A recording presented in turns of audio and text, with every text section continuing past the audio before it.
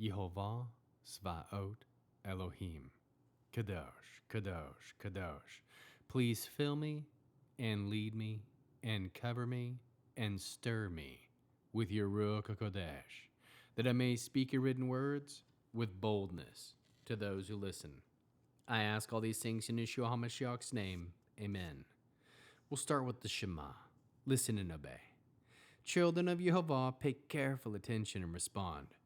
Yehovah is our power and authority. Yehovah works in unity with himself. And you shall act upon your love to Yehovah with your power and authority, with your thoughts in mind, with your entire body, with all the muchness that you have. Yod, He, Vav, He. Hand, behold, nail, behold. 2 Samuel chapter 15.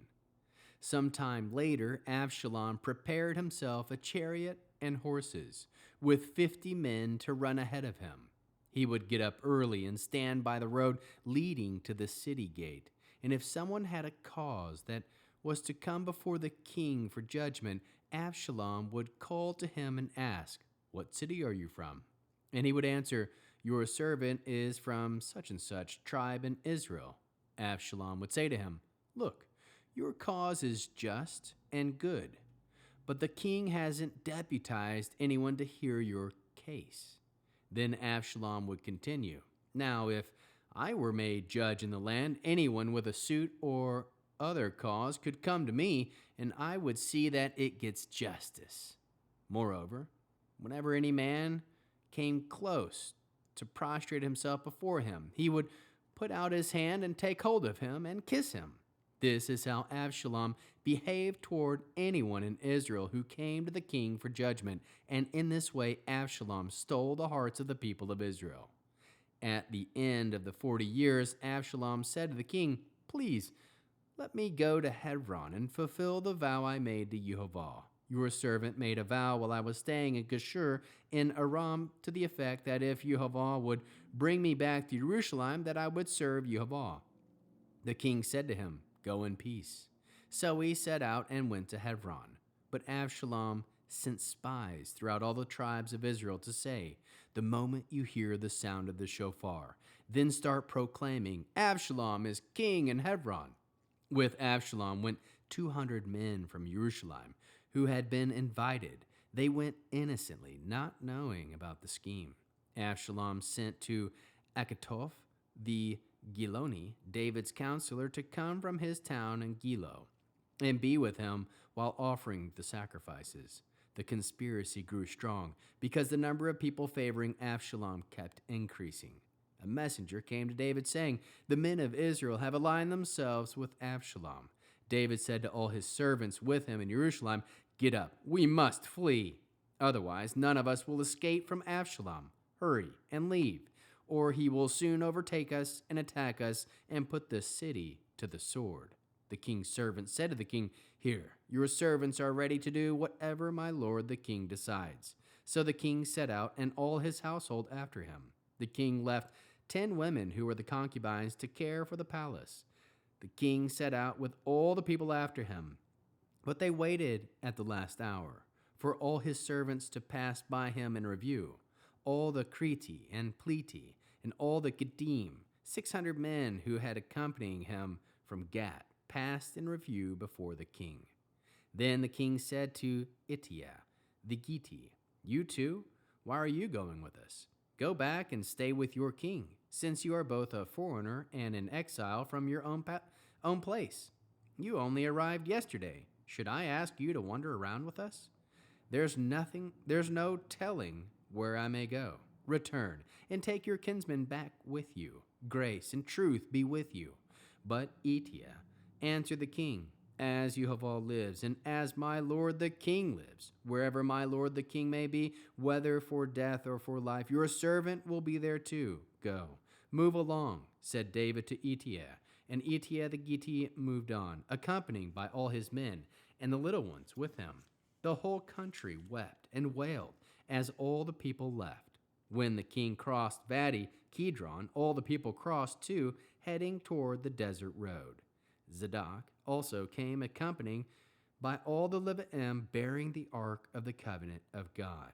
They set the ark of God down, but Abiathar went up until all the people had finished leaving the city. The king said to Zadok, "Carry the ark of God back into the city. If I find favor in Yehowah's sight, he will bring me back and show me both it and the place where it is kept. But if he says, I am displeased with you, then here I am. Let him do to me whatever seems good to him."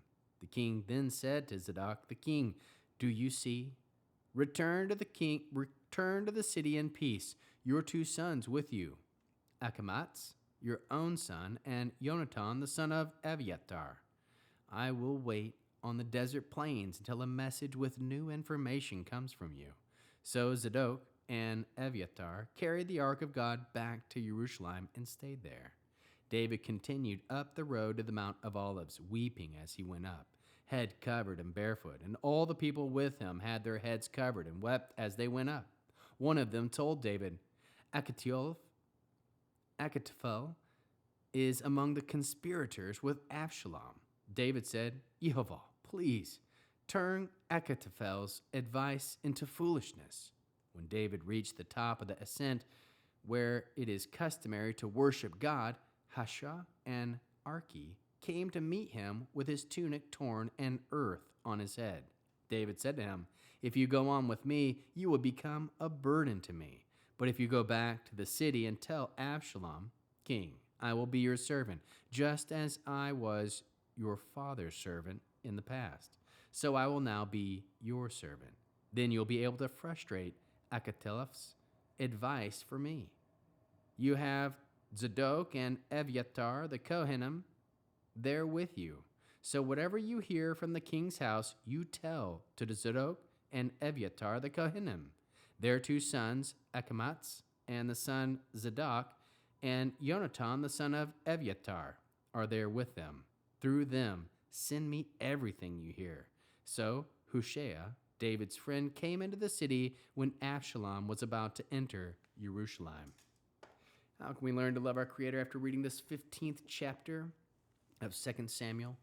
We can aim for unity with family. Let your cause be good and just. Aim for justice to be served by the anointing of Yehowah. Aim to be pleasing in the sight of Yehowah over that of man. Aim to fulfill any vows made to Yehowah. Aim to serve Yehowah.